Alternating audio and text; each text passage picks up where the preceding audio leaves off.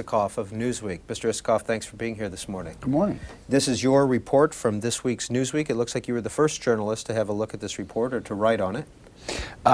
Yeah, it's a big report, so I think there's going to be a lot to write about when we finally get the document in just a couple hours.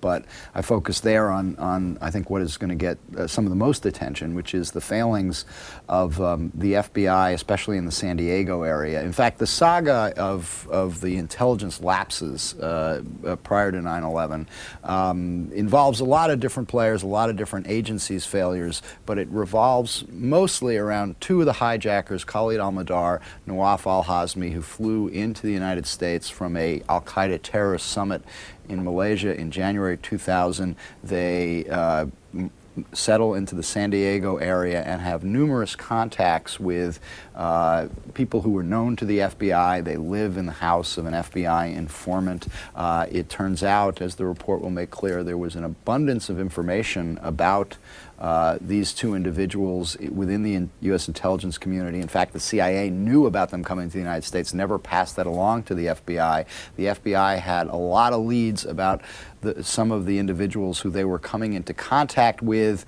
and the report is going to criticize both the CIA for not passing along the information that it had, and the FBI for not aggressively investigating many of the terrorism leads in the San Diego area that might have led them to these two hijackers. We're going to continue taking your calls on the 9/11 intelligence report. The numbers are on the screen. If you tend to agree with President Bush, 202-585-3880. If you tend to disagree with President Bush, 202-585-3881. Yesterday, the chairman of the Senate Intelligence Committee was on this program, Senator Pat Roberts. Here's what he had to say. Let me ask you about this report that is expected to come out tomorrow. It's previewed in this week's Newsweek magazine. Quote, the FBI blew repeated chances to uncover the 9/11 plot because it failed to aggressively investigate evidence that al-Qaeda's presence in the U.S., especially in the San Diego area, where two of the hijackers were living, according to this congressional report set for release this week. And again, it's coming out tomorrow, a 900-page document. That's essentially correct. There were many egregious errors in hindsight. 2020, I was a member of that investigation. Bottom line is, I don't think there's anything that the FBI, CIA could have done under the circumstances to prevent the attack. Was there anything have you heard well, differently? I mean, there is no smoking gun. There is no specific piece of information that they had in their possession that told them there was going to be an attack on September 11th against the World Trade Center and the Pentagon. But there were a lot of missed opportunities that could have led them to these two hijackers. Those two hijackers had then, proceeded to interact with something like 8 or 9 others. So had the FBI been surveilling them, had they been monitoring them, had they had national security warrants to tap their phones and track what they were doing, there's a reasonable chance that they might have come across the plot if all the pieces had been put together. Now again, that's hindsight, and it's always easier to say in hindsight. But the report is important for a number of reasons. It does highlight a lot of the problems in communication sharing, in the use of intelligence that was clearly present in the days before September 11th and led to what in its totality was obviously the most massive intelligence failure since Pearl Harbor. We'll continue talking with Michael Isikoff for the next half hour and take your calls. Clinton, Iowa, you're first up. Good morning. Yeah, I wanted to talk to well, Congressman LaHood is gone. Would yeah, you like to talk with Michael Isikoff? I'll just go ahead and make my statements anyway. Go ahead, sir. First of all, this report coming out won't be believed unless there's an independent commission set up, and not one of the political ones like in the last administration. And second of all, Mr. LaHood made a statement that it was like the Clinton administration that pulled the funding for the FBI and the CIA. Does this go back and investigate the Clinton administration? Well, not investigate the Clinton administration per se, but it certainly goes back many years and covers a period of time when the Clinton administration was in charge. So that's certainly the case. There, on the caller's point, there is an independent commission that is following up on the evidence in this report, and it is working for and will have a more complete report covering a broader range of areas. This focuses on the intelligence failures. The independent commission's report will include that and include include a lot of other material in a report that's due to be released next spring, I think in May. Next call from Michael Isikoff, Liberty, Texas. Good morning. Hello, Mr. Isikoff. I'd just like to praise your work. We seem to be getting a lot of beards on the program, and you're a rarity in that you actually have some articulate ideas to express. I would just like to say that this game, as far as pointing the finger at the Clinton administration, is preposterous, where the true issue, it seems to be that because the Republicans offer more funding to management of the intelligence services, that they seem to come down on that side, and that the greatest travesty of all were the thousands of intelligence hours. We're hearing a lot about squandered resources.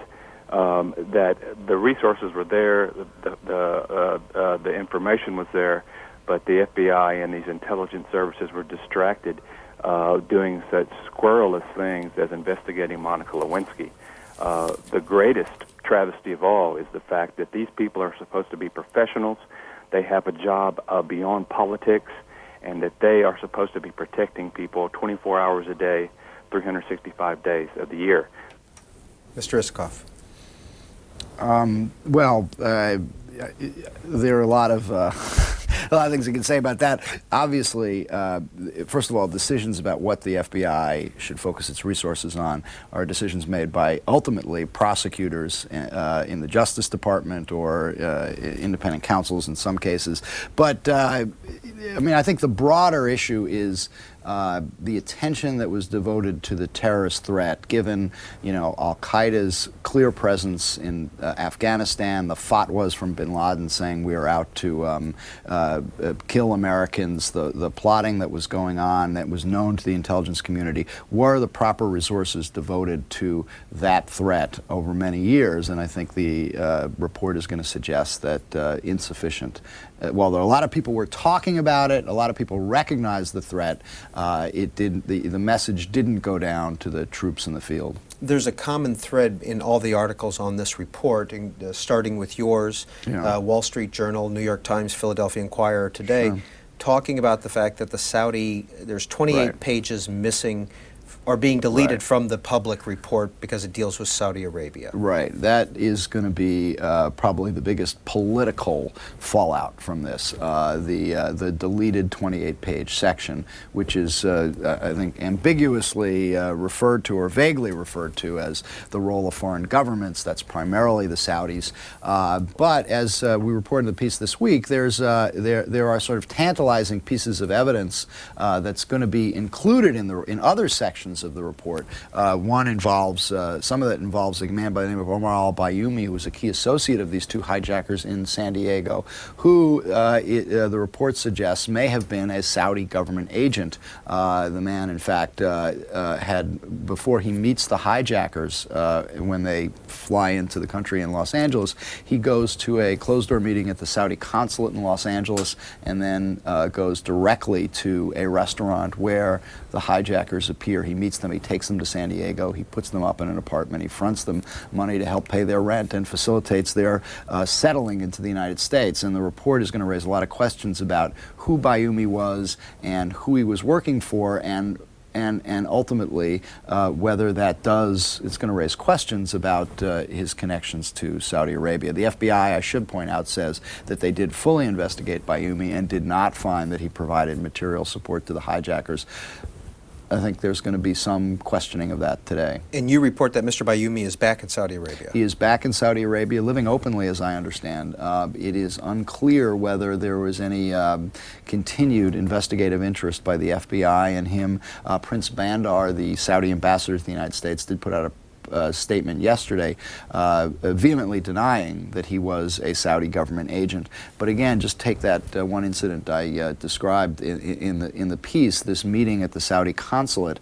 I think one thing I'm going to be looking for in the report is to see whether whether the FBI pursued that. Did they question people in the Saudi consulate about why Bayoumi was there and what his business with the Saudi consulate was? I don't know if it's going to be in the public report or not. We'll see in a few hours. And I should note that we called the Saudi embassy repeatedly yesterday and got no response to our request for a short interview. Powhatan, Virginia, you're on the air. Good morning. Virginia, you're on the air.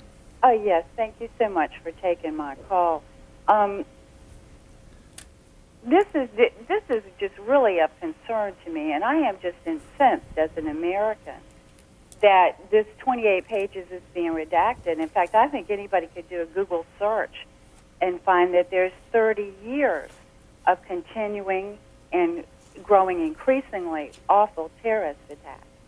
And since the 9/11 bombing, there's been the bombing in Bali, there's been the ships in Yemen.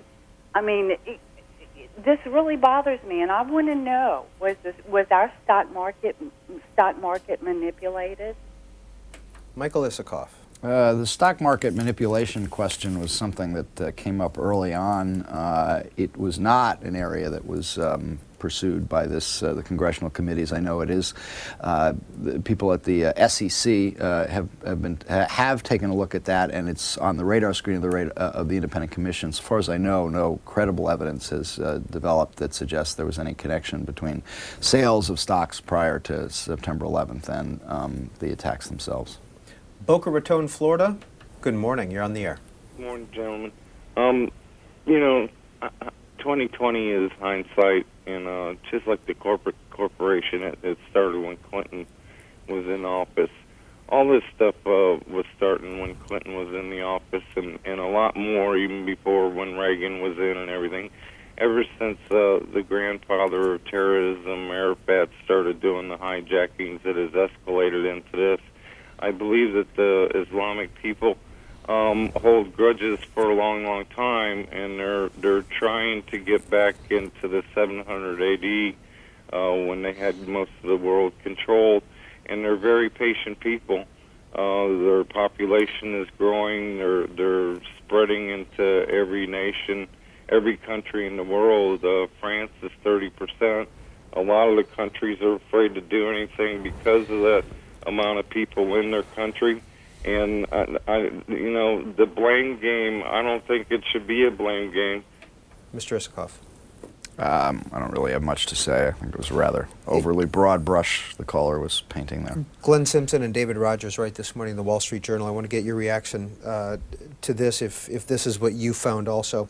The White House has refused repeated requests from the intelligence panel to turn over the president's briefing materials for August 6th, 2001, citing national security. A footnote in the report merely summarizes an account of the briefing that National Security Advisor Condoleezza Rice gave at a news conference last year. Yeah, those presidential daily briefs, the intelligence briefs the president gets, those are a very contentious issue. The White House takes a very hard line that the president's daily intelligence briefs are sacrosanct. They cannot be covered by executive privilege. They could not be shared with Congress or shouldn't be shared with Congress. This actually is an institutional position that I think all White Houses would probably take, certainly have taken in the past. Yet it is key to understanding of how the warnings of the Al-Qaeda threat were being handled within the government at that time, as is now well known. There were a lot of alarm bells going off in the summer of 2001. In fact, there's an earlier intelligence brief in July that was quoted during one of the public hearings that's quite explicitly warns that there's going to be a spectacular attack by Al-Qaeda in the coming weeks. The attack will come without warning. Mass casualties could result. It's pretty alarming language, yet there's a lot of uncertainty about when this was presented. The administration refused to declassify exactly who got that briefing and what. And then, the obvious follow-up is, what did you do after it? This briefing referred to in the Glenn Simpson piece is August 6th briefing for Condoleezza Rice. I believe it took place at the presidential ranch in Crawford. Again, It was a discussion of the al-Qaeda threat at that moment, and there was apparently discussion about the use of airplanes as weapons. Exactly what was said, we're not going to find out because of the White House position. The more important issue, it seems to me, is what flowed from that and what did people do when getting this intelligence. And I think this is where there is at least some potential vulnerability to the Bush White House. Next call from Michael Isikoff comes from Sullivan County, New York. Good morning. Good morning, and as always, thank you for C-SPAN. Number one, I'd like to disagree with a prior caller who said that no blame should be put on the Clinton administration. The Clinton administration, on its watch, we had the bombings in Africa by al-Qaeda, and there should have been more coordination between the FBI and the CIA during the Clinton administration, and there was not. And so the Clinton administration deserves a great deal of the blame for what happened. He just was not, as Dick Morris has pointed out numerous times, he just was not interested in foreign threats to the United States. That's number one. Number two, another caller prior said that, well, he implied we need a new immigration policy regarding immigration to this country from the Arab world. There are just too many in this country, and they are a threat to the United States. Mr. Isikoff. Plenty of blame to go around. Are there any solutions offered in this report? First of all, how much of the 900 pages have you had access to? I've had portions read to me, and I've had portions described to me, but 900 pages is a lot of pages, so there's a lot I'm going to be looking for. Did anyone read, or did you have described to you any solutions or proposed? Well, there were. There was a public summary that was put out last, I think it was December, from the committees that gave their findings and recommendations, and that was most of them were public back in December, and it covered some of the obvious areas about greater information sharing, and it raised the question of restructuring the FBI, and of course a lot of those Director Mueller has tried to initiate a lot of these himself, putting much more focus on counterterrorism and elevating counterterrorism within the FBI to, certainly its number one priority by far. Next call, Cambridge, Illinois. Good morning. Good morning, Mr. Isikoff. Good morning.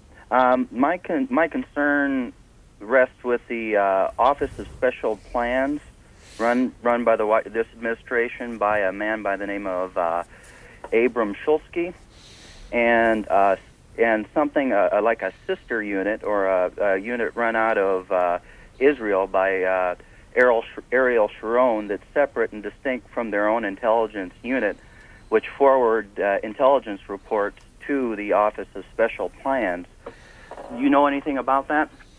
Well, I certainly know about the Office of Special Plans. A lot of attention has been given to that, particularly in the context of the war in Iraq. They were focusing a lot. This is a Pentagon intelligence unit that was set up and did spend a lot of time developing intelligence that related to Iraq. It's been controversial. Some of its conclusions differ from those of the U.S. other U.S. intelligence agencies. I'm not sure it's totally relevant to the 9/11 report because I don't believe that it existed until after September 11th. Michael Isikoff has been with Newsweek since 1994 as an investigative correspondent, covered President Clinton's impeachment. Also is the author of a book, Uncovering Clinton, A Reporter's Story. Because of your position as an investigative correspondent, are you sniffing or smelling any scandal with this intelligence report? Well, scandal is a term that can be interpreted in a lot of different ways. I mean, not corruption, but I think some people will find, people who get quite passionate about these subjects will find some of the missed opportunities and failings that will be identified in the report as scandalous, but perhaps not in the sense of in which others might look at it. Yeah. Berkeley, California, good morning. Hello. Good morning. Hi, how you doing? I just had a quick question, and it's not on one side or the other. I just was wondering if you see any potential for our government in this country advancing or progressing in the absence of partisan subterfuge? It just kind of seems to me, as Johnny Citizen, that this phenomenon is central to what's kind of like hindering progress and sort of keeping our rev of democracy that we currently are existing with in this state of sort of chasing its tail around. I'm not sure what he meant, but I mean, if Is if this it a is that partisan issue? Well, I think you're going to see some partisanship, as you inevitably do in Washington. With the report today, Senator Bob Graham is running for President of the United States. He's going to be one of the participants in the press conference this afternoon because he was one of those who oversaw the inquiry. He's very big on the which is sort of shorthand for the Saudi role. He's been hitting that quite hard for some time and is seeking to make it a political issue. Porter Goss, who's the House Republican chairman of the Intelligence Committee, has worked with Senator Graham on a lot of these issues, but obviously is not going to point fingers at the Bush White House in the way that I think you'll see Senator Graham do today. Two related emails. This is from Joel Waite of D.C. What federal laws or restrictions hindered or forbid the intelligence sharing within the various agencies? And from Newton, Massachusetts, agents did not have legal access to arrested terrorist computers. Will they now be allowed easier access? A couple of, actually, that first question is a very pertinent one, and it also relates to, I think, the second one.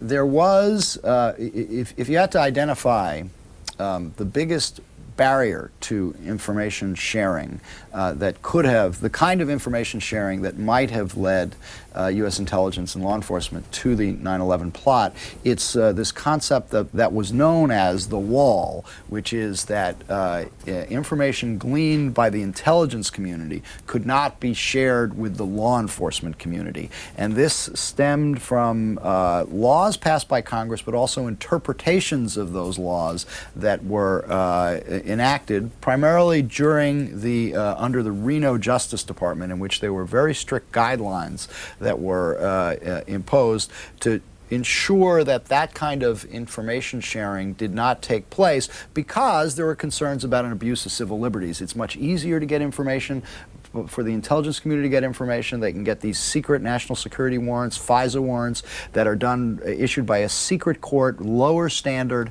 and the concern was that you get a lot of these warrants, you pick up a lot of information about people inside the United States that doesn't get the normal kind of judicial scrutiny to ensure that there's not abuses going on, and then you share that with, if you shared that with law enforcement people, you could have criminal investigations, people being prosecuted in ways that violated the kind of constitutional rights that the courts have said every citizen is entitled to. So you did have this concept of the wall, but the result, the unfortunate result of that is that there was information within the hands of the U.S. government about terrorists' activity that was not being shared with the law enforcement people who could go out and do something about it and disrupt the activity and arrest the perpetrators. That issue has been addressed. It was addressed in the Patriot Act. There was also a very crucial U.S. Court of Appeals ruling that said that the FBI and Justice Department were misinterpreting the law and putting too high a standard on information sharing. So the combination of that is there is a lot more of that that goes on. It goes on routinely now, and that there is volumes of information that has been gleaned and is being gleaned by the intelligence community that is given instantly to law enforcement agents now. And what about the terrorist computers? Well, that was I think what that refers to is the Moussaoui case, where Moussaoui gets picked up, Zacharias Moussaoui gets picked up in Minneapolis in August 16th. The FBI agents there are very suspicious of him. He has all the earmarks of being a terrorist. He was taking these flight school training, didn't seem to be interested terribly much in landing an airplane, just in steering it. It clearly had these radical Islamic views and connections going back. They wanted to crack into his laptop, into his computer, but they felt they needed a FISA warrant, one of these national security intelligence warrants. The FBI wouldn't allow them to get it because they didn't feel that there was sufficient predicate for them to get it, so therefore they could not get into the computer. Now, whether that would have led, it's not at all clear that that would have led them to anything in the 9/11 plot, but it might have generated a great deal of more interest in who Moussaoui was associated with, where he came from, and if put together with other information, possibly, maybe, could have made a difference. Next call, Paso Robles, California. Good morning. California? We'll move on to Conyers, Georgia. Conyers, Georgia, you're on the air. Yeah, in Conyers, Georgia, the group of people I hang around with, they're Democrats and Republicans, and we've been discussing that not sharing of information is one of the greatest things that hurt our country. But how much does that compare to the Torricelli bill, where we couldn't put people into these groups that had any kind of shady character, and also the underlying thing? How are we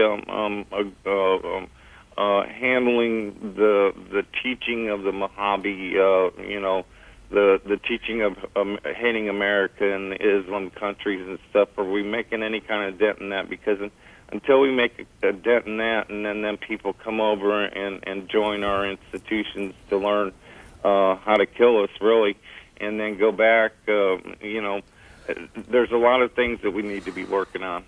Two things. The reference to the Torricelli bill is another example of where restrictions that were imposed during the 90s to address what seemed to be very legitimate concerns at the time did have unintended consequences that contributed to the intelligence failures of 9/11. In that case, the concern was the CIA having informants using assets overseas who had records of human rights abuses, who were thugs, who were murderers, that we were essentially getting in bed with a lot of unsavory people. And so restrictions were put on who the CIA could use as an asset overseas. The concern seemed legitimate at the time, given some of the abuses that had taken place, especially in Central America, which I think Torricelli has focused on. But one result was to sharply curb the CIA's ability to recruit new assets, because let's face it, when you're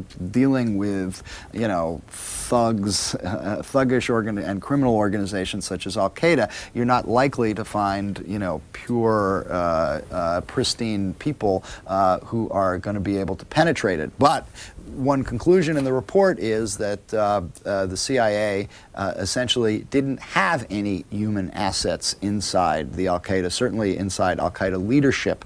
And that is a big failing, because some people think the only way you could really get good intel is to penetrate an organization and have spies inside who can tell you what its leaders are talking about and thinking about. We didn't have that. We have about 5 minutes left with Michael Isikoff. He's going to go up to the Capitol to get the report at 8:30, I believe. New York City, you're on the air. Good morning. Good morning. How you doing?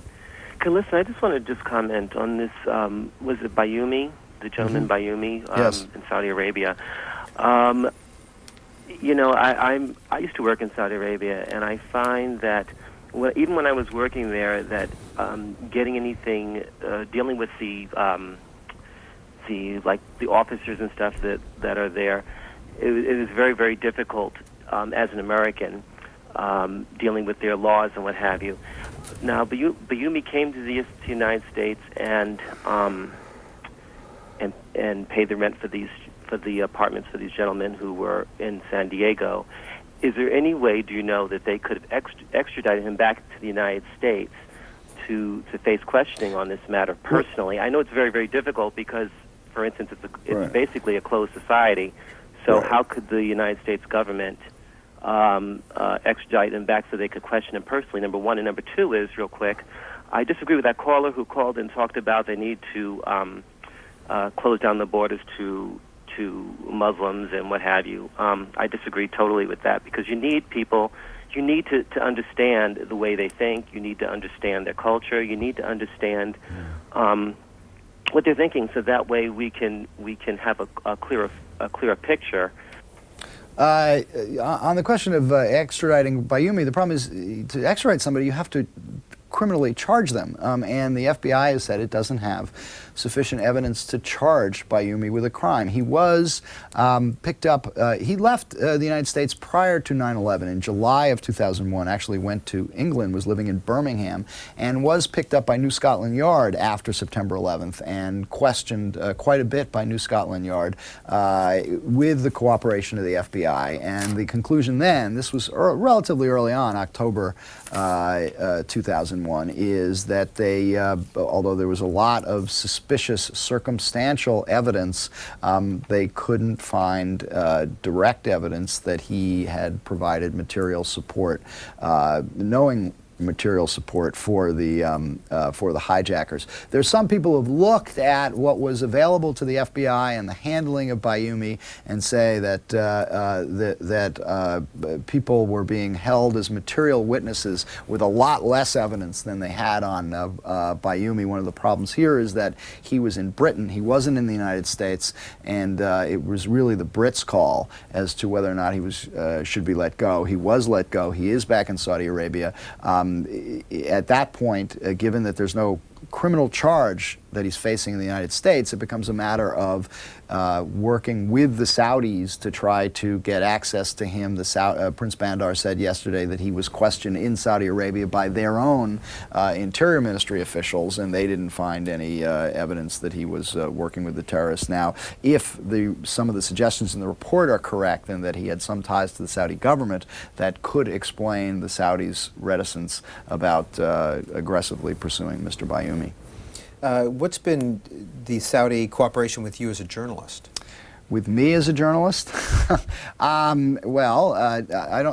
not known for their great cooperation with journalists. I mean, Prince Bandar is a very press-savvy guy and does pick favorite reporters, usually very prominent ones in the United States, who he likes to talk to, and can be a great source of information for about a lot of political gossip in Washington. The guy's got amazing access to the White House. On the other hand, he is quite an interesting character in his own right, and whether he's being fully candid, especially about his own government and his own role on things, is another question. Time for one more call with Michael Isikoff of Dulce, New Mexico. Good morning. Hi, how you doing? I just want to respond to an earlier caller, and I don't want to speak for the earlier caller, but the caller was talking about partisan ideas or partisanship, and I guess my question is, if the goal of the investigation is to find ways to more efficiently handle these types of threats, isn't that type of bigger picture somehow relevant? In other words, if there's too powerful, I mean, you're talking constantly about specifics, and if there's two powerful entities that are constantly countering the opposition, just for the case of countering the opposition, isn't that, in terms of the structure of the whole picture, completely unproductive? In other words, wasn't there a point where Clinton himself wanted to go after Osama bin Laden and a few years ago, and was stopped by Republicans sort of not wanting him to do that and sort of countering him for probably no other reason than the Democrats right now are... I don't think anybody was stopping him from going after bin Laden. There was a question of whether the political climate in the United States at the time would have led to public support for a huge military effort in Afghanistan and in a foreign country at that time, especially if there wasn't a full public appreciation for what was known by the intelligence community about the threat that bin Laden imposed. On the partisanship question, I mean, my sense from watching a lot of these public hearings is that the intelligence communities, the leadership of the intelligence committees, by Capitol Hill standards, is probably less partisan than many others. I happened to be sitting in briefly during the Judiciary Committee yesterday when they were debating Judge Pryor, because I was waiting for FBI Director Mueller to testify, and the level of partisanship there and on that issue far exceeds anything you see in the oversight of the intelligence committees. But all that said, I think you're going to see some partisan spinning going on after the report is publicly released this afternoon. What will you be looking for in the report? Well, I'm going to be looking for a lot of the details that I've written about, how it's handled, the wording. I'm going to be obviously also looking, I'm told this is going to be interesting because the report, you'll be able to see in the report exactly you'll see the context of the deletions. In other words, they left the report, you'll have the page there and then you'll see blacked out portions. So you'll be able to sort of get a handle on the kinds of material that's being deleted, and I think that's going to raise as many questions as some of the stuff that's going to be in the report itself. Michael Isikoff is with Newsweek magazine, and we appreciate your being here. I understand you've got a chat tomorrow on Newsweek.com. Yes, at noon on our website, Newsweek.com. I'll be answering questions about the report, so you can log on and fire away then. Well, you've got 900 pages to read between now and then. Good luck. I do indeed. Thank you. Joining us now on the phone is Robert Baer. He's a former CIA field officer. He's also the author of the book See No Evil and a recent Atlantic Monthly cover story on Saudi Arabia. Mr. Baer, good morning. Good morning. Thanks for joining us. 28 pages of this is going to be deleted from the public report, and it deals with Saudi Arabia. What's your reaction to that? I think that's unfortunate because there's a lot of suspicions about the Saudi role. We know that every turn in this plot of 9/11, there's a Saudi involved, not just the intelligence agents in California. And I think the people want to know what is the Saudi connection. By blacking it out, they're going to really start to wonder. In the Wall Street Journal this morning, it reports that one section that survived, that will be in the report, describes Saudi assistance to some of the 19 hijackers. Among the new information is allegations that funds from Saudi businessmen reached the hijackers through intermediaries. Oh, I think that's absolutely true. The group in Germany, which Atta belonged, had Saudi partners in Hamburg, and there's more than two of them. We don't know who those people are. We don't know who the people are that supported the mosque in San Diego, where the two hijackers arrived in 2000, January. There's a lot more questions than answers when it comes to the Saudi role. And with regard to the Saudis, what's their support like in the Bush administration?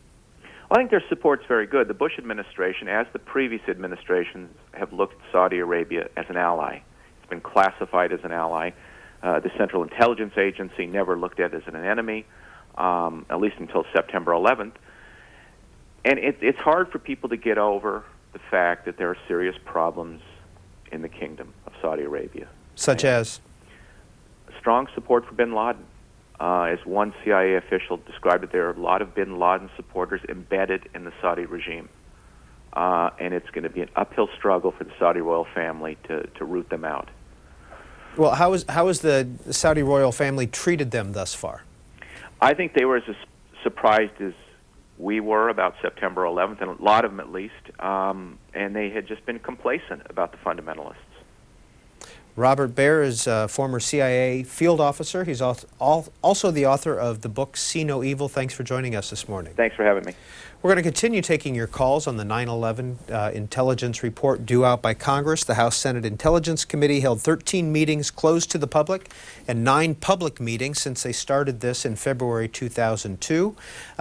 They released a public summary in December of 2002, and today at 8:30 a.m., the full 900-page congressional intelligence report on 9/11 will be released to the public and on the web. As soon as we get that web address, we'll make sure to get it to you so that you can find it also. Burnwood, Wisconsin, good morning.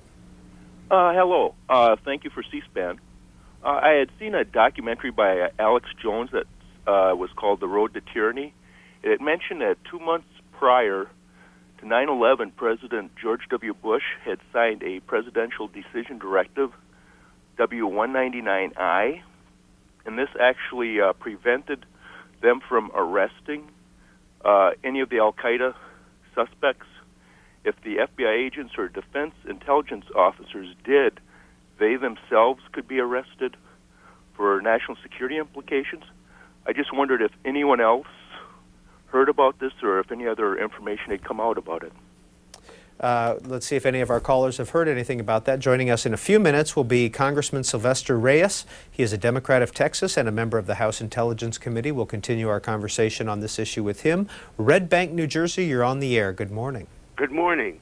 It amazes me that President Bush was in the White House a year and a half, and how organizations could get so degraded in a year and a half and have not known anything prior to that. And one other thing, I worked in the communications business, and people still ask me why they broke up AT&T. And my pat answer is, it was run so efficiently that it was an embarrassment to the government. Cleo, Michigan, what are your thoughts on the 9/11 congressional investigation? Well, I have had questions since the moment it happened. I have a May 14th article of that year from Louis Freeh giving an interview to Elsa Walsh.